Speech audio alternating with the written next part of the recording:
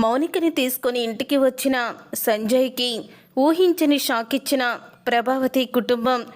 అసలు ఏం జరిగింది అనేది ఈ వీడియోలో తెలుసుకుందాం.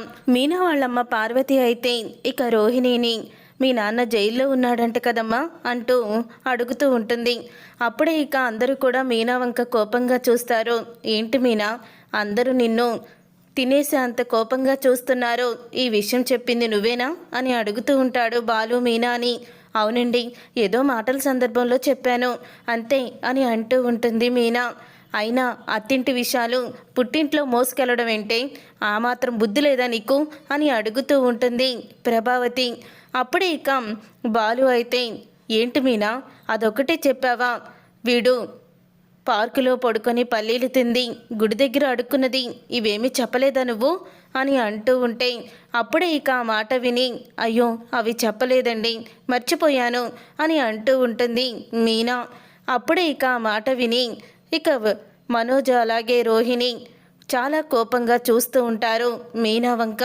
ఇంతలో శృతి అయితే అంటూ ఉంటుంది, ఆంటీ మీరు చేసిన జంతికలు చాలా క్రిస్పీగా చాలా బాగుంటాయి అని అంటూ ఉంటుంది శృతి. మీనా చెప్పిందమ్మా, అందుకని నీకోసం నేను మళ్ళీ చేసుకొని తీసుకొచ్చాను జంతికలు, తీసుకో అని శృతికైతే జంతికలు ఇస్తుంది పార్వతి. అప్పుడే ఇక శృతి ఆ జంతికలు తినబోతూ ఉంటే ఇంతలో ప్రభావతి అయితే ఆగమ్మా ఆగు, నువ్వు అవి తినకు, ఎలాంటి నూనెతో చేశారో ఏంటో అని అంటూ ప్రభావతి మాట్లాడుతూ ఉంటుంది. అప్పుడు ఇంకా పార్వతి మంచి నూనెతోనే చేశాను వదినా అని అంటూ ఉంటే ఇంతలో బాలు అయితే అయినా మా అమ్మ జంతికలు నేను పుట్టక ముందు వండింది, ఈ జంతికలు ఉండడం గురించి మా అమ్మే చెప్పాలి అని బాలు అయితే అంటూ ఉంటాడు. ఇంతలో సత్యం, రే అంత కరెక్ట్గా ఎలా చెప్పావురా, అప్పుడే వండింది మీ అమ్మ అని అంటూ ఉంటాడు సత్యం. నేను పుట్టాక ఎప్పుడూ కూడా అమ్మ చేతితో చేసిన జంతికలు తినలేదు నాన్న, అందుకే అలా అన్నాను అని అంటూ బాలు అయితే ప్రభావతితో చెప్తూ ఉంటాడు. ఇంతలో మీనా అయితే ఏదో చెప్పాలని వచ్చావు కదమ్మా, ఏ పని మీద వచ్చావు అని అడుగుతూ ఉంటుంది. అప్పుడే పార్వతి అయితే రేపు మీకు పెళ్లి రోజు కదమ్మా, అందుకని బట్టలు పెట్టి సారి పెడదామని వచ్చాను అని పార్వతి చెప్పడంతో వెళ్ళి ఒక ప్లేట్ తీసుకురా అంటుంది పార్వతి. మీనా ప్లేట్ తీసుకురావడానికి లోపలికైతే వెళ్తుంది. అబ్బో ఎంత సారి తీసుకొచ్చావో, 50 తులాలు బంగారం తీసుకొచ్చావా అని అంటూ ఉంటుంది ప్రభావతి అయితే. అప్పుడే ఇంకా మీకు ఒక కూతురు ఉంది కదా, మీరెంత బంగారం పెట్టారు వదినా అని పార్వతి అయితే ప్రభావతిని నిలదీస్తుంది. గుడి ముందు కూర్చొని అడుక్కోకుండా గుడి ముందు పూల కొట్టు పెట్టుకొని రాత్రింబవళ్ళు కష్టపడి 4 డబ్బులు సంపాదించుకొని ఆ డబ్బులతోనే మా స్థాయికి తగ్గట్టే నేను తీసుకొచ్చాను అని పార్వతి అయితే ప్రభావతికి దిమ్మ తిరిగే సమాధానం చెప్తుంది. అప్పుడే ప్రభావతి అయితే ఏం మాట్లాడాలో తెలియక మౌనంగా ఉండిపోతుంది. మీనా ప్లేటు తీసుకొచ్చాక దాంట్లో బట్టలు పెడుతుంది పార్వతి.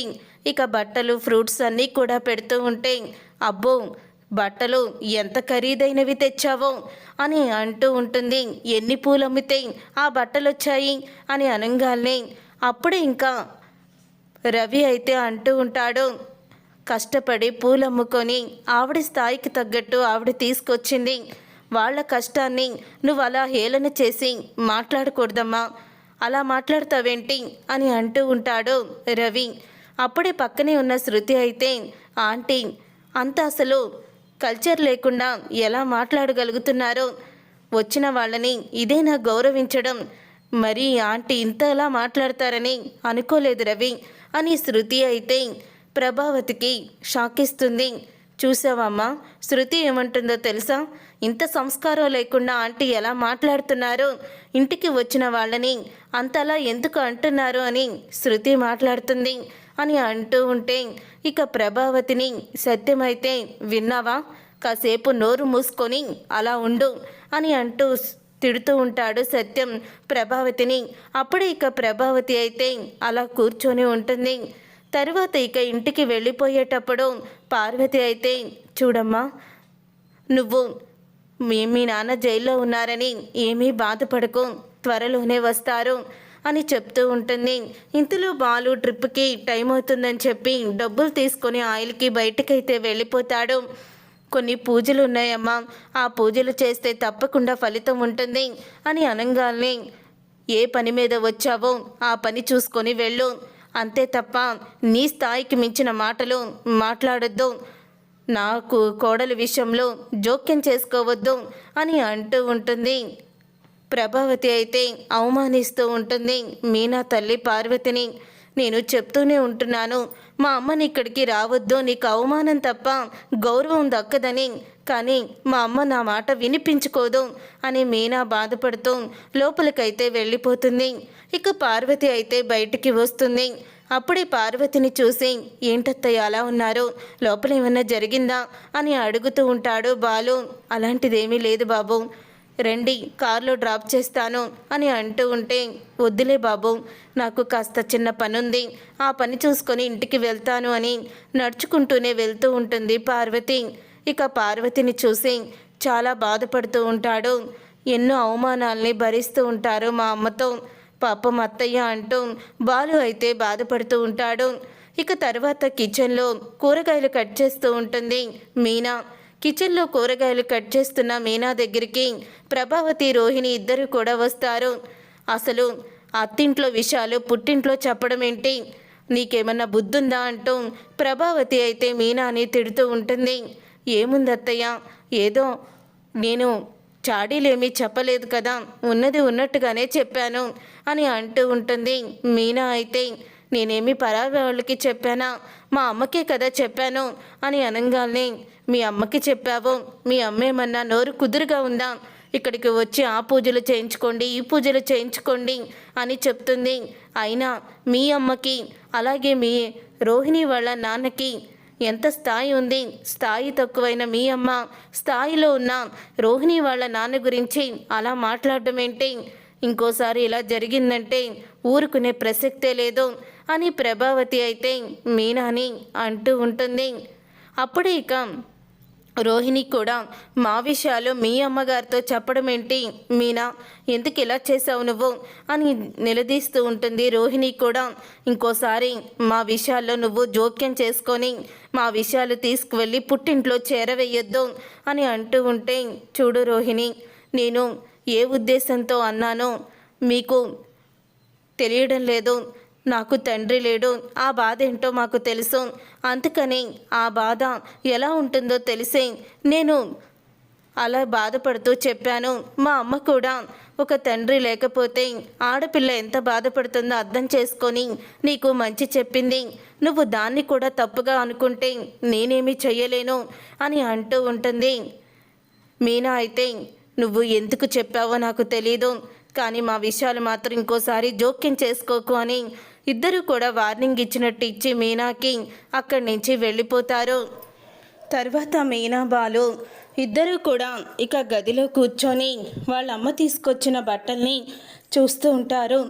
అప్పుడే ఇక మీనా అయితే బాలుకు తీసుకువచ్చిన షర్టుని బాలుకి చూపిస్తూ ఉంటుంది. ఇక బాలుకి చూపించి, మా అమ్మ తీసుకొచ్చిన షర్టు చాలా బాగుంది, చూడండి మీకు సైజు కూడా సరిగ్గా సరిపోతుంది అని అంటూ ఉంటుంది మీనా. అప్పుడే ఇక బాలు అయితే, అవును చాలా బాగుంది అని అంటూ ఉంటాడు. రేపు మా ఇంటికి మా అమ్మ తీసుకువచ్చిన ఈ బట్టల్ని వేసుకొని వెళ్దాము, మా అమ్మ చాలా సంతోషపడుతుంది అని అంటూ ఉంటుంది మీనా అయితే. అప్పుడే బాలు అయితే, ఏంటి మీ ఇంటికా, మీ ఇంటికి వద్దులే మీనా, మీ అమ్మ వాళ్ళని ఇక్కడికి రమ్మని చెప్పు అని అంటూ ఉంటాడు బాలు. ఏంటండి అలా మాట్లాడుతున్నారు అని అనగానే, లేదు మీనా, అక్కడికి వస్తే కొన్ని చూడకూడని ముఖాలు చూడాలి, చూస్తేనేమో నాకు కోపం వస్తుంది అని అంటూ ఉంటాడు బాలు. మీరు మాట్లాడేది నా తమ్ముడు గురించే కదా అని అంటూ ఉంటుంది మీనా. ఇంతలో ఇక గుమ్మం దగ్గరే ప్రభావతి ఆగిపోయి, నేనన్న మాటలు ఇప్పుడు ఈ బాలుగాడికి చెప్తుందా ఏంటి, ఈ బాలుగాడు ఆ మాటలు విని శివతాండవం చేస్తాడేమో అని అంటూ భయపడిపోతూ ఉంటుంది. ప్రభావతి అయితే ఇక భయపడిపోతూ అక్కడే ఉండి వాళ్ళ మాటలు వింటూ ఉంటుంది.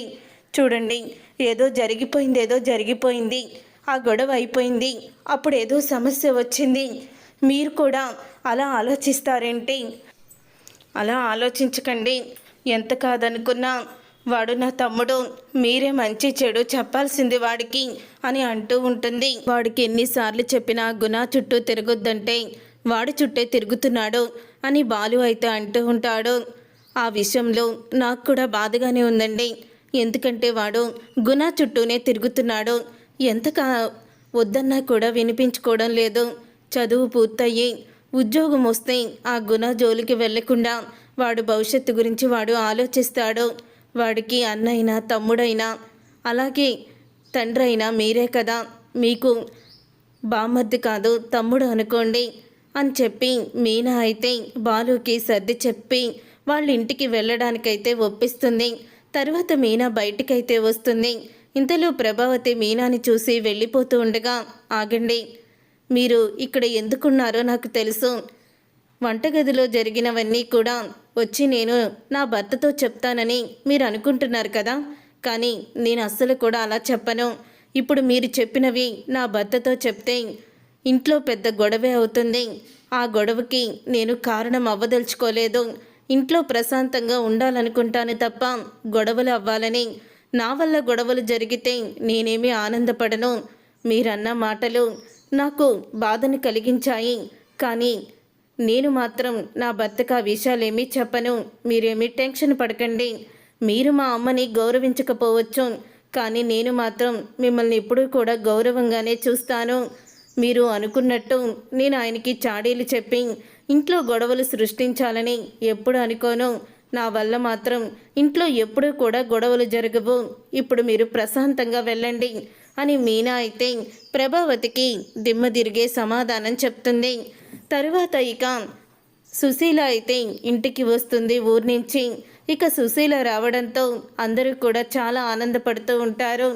ఏంటమ్మా సడన్ సర్ప్రైజ్ ఇచ్చావు అని సత్యం అయితే అంటూ ఉంటే, మీ అందరినీ చూసి చాలా రోజులైందిరా, అందుకనే వచ్చాను. అలాగే రేపు మీనా వాళ్ళ పెళ్లి రోజు కూడా కదా అని అంటూ ఉంటుంది సుశీల. అమ్మమ్మ గారు, రేపటి రోజున మీరు కూడా ఉంటే బాగుంటుంది. మీ ఆశీర్వాదం కూడా కావాలని నేను అనుకున్నాను. అలాగే మీరు వచ్చేశారు అని అంటూ ఉంటుంది మీనా అయితే. అప్పుడే ఇక సుశీల అయితే, అవునమ్మా, నువ్వు మంచి మనసుతో అనుకున్నావు కాబట్టి వచ్చేశాను. రేపు మీ పెళ్లి రోజు ఫంక్షన్ని చాలా గ్రాండ్గా చేద్దాము అని అంటూ ఉంటే, ఏంటి పెళ్లి రోజు ఫంక్షన్ చేస్తారా? అయినా ఫంక్షన్లు అవి చేయడానికి డబ్బులు ఉండొద్దా ఏంటి? ఇప్పుడు అన్ని డబ్బులేమీ లేవు అని ప్రభావతి అంటూ ఉంటుంది. కూలి పని చేసుకునే వాళ్ళు కూడా మొదటి సంవత్సరం పెళ్ళయ్యాక వచ్చే సంవత్సరంలో మొదటి పెళ్లి రోజుని గ్రాండ్గా చేసుకోవాలని అనుకుంటారు. కానీ నువ్వేంటి అలా అంటున్నావు? మనకేం తక్కువ? రేపు బాలు మీనల పెళ్లి రోజు ఫంక్షను బాగా జరుగుతుంది అని అంటూ ఉంటే, ఇంతలో ఆ పెళ్లి రోజుని ఎప్పటికీ కూడా నేను మర్చిపోలేను అని అంటూ ఉంటాడు సత్యం అయితే. అప్పుడు ఇంకా అవును మరి, అదో పాపం బ్రహ్మాండమైన రోజు అని అంటూ ఉంటుంది ప్రభావతి. ఆ రోజు నిజంగానే బ్రహ్మాండమైన రోజు, వీడు లక్షలు మింగేసి వెళ్ళిపోయిన రోజు అని అంటూ ఉంటాడు బాలు అయితే. ఆ రోజు ఏం జరిగినా మంచే జరిగింది. దేవుడు కొంతమందిని రాసి పెట్టుంచుతాడు. నిజంగా బాలు మీనా వీళ్ళిద్దరికీ ఆ దేవుడు ఎప్పుడూ రాసి పెట్టాడు. అందుకని అలా జరిగింది.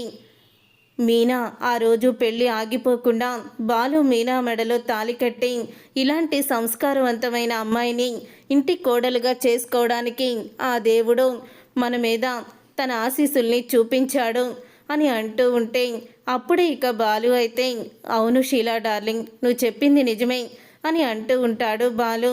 నిజమేనమ్మా, మీనా లాంటి కోడలు మన ఇంటికి రావాలని రాసి పెట్టుంది కాబట్టి వచ్చింది అని సత్యం కూడా పొగుడుతూ ఉంటాడు.